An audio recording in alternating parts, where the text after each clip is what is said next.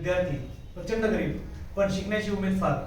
आई वडील म्हणतात की आपली परिस्थिती नाहीये, तू आम्हाला हातभार लाव, आम्हाला हातभार लाव, शिकून तू काय करणार आहेस. पण तो विद्यार्थी फार विलक्षण प्रतिभा असलेला बापाला म्हणतो, आई वडिलांना म्हणतोय, नाही बाबा आई मला शिकायचंय.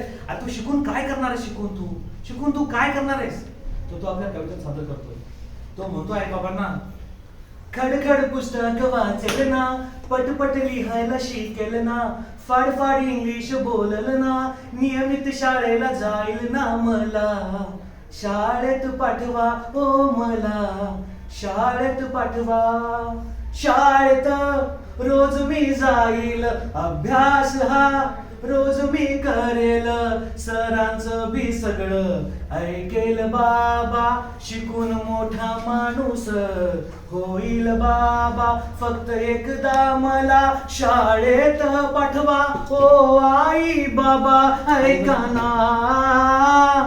खडखड पुस्तक वाचेल ना, पटपट लिहायला शिकेल ना, फाडफाड इंग्लिश बोलल ना, नियमित शाळेला जाईल ना, मला शाळेत पाठवा ओ मला शाळेत पाठवा.